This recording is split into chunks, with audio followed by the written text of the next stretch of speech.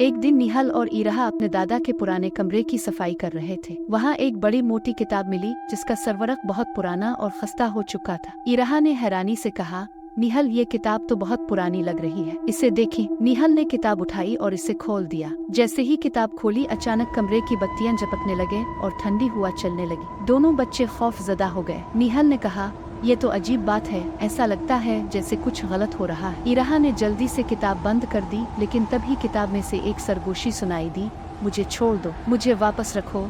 दोनों खौफ से लरज गए। ये क्या था? इराहा ने डरते हुए पूछा। निहाल ने किताब वापस रखने की कोशिश की, लेकिन किताब खुद ही मेज से गिरकर दोबारा खिल गई। किताब के अंदर एक पुराना महल दिखाई देने लगा, जहाँ एक खौफनाक चेहरा छुपा हुआ था। इराहा ने कहा, निहाल, हमें ये किताब यहाँ से वापस रखनी होगी, शायद ये किसी जादुई किताब। जल्दी जल्दी उन्होंने किताब दोबारा बंद की और इसे वापस अलमारी में रख दिया। जैसे ही किताब अलमारी में रखी गई, कमरे की बत्तियां दोबारा ठीक हो गईं और सर्द हुआ रुक गई। निहाल ने कांपते हुए कहा, शुक्र है हमने इसे वापस रख दिया। इस रात दोनों ने कसम खाई कि वो दोबारा कभी दादा के पुराने कमरे में नहीं जाएंगे और वो किताब कभी हाथ नहीं लगाएंगे।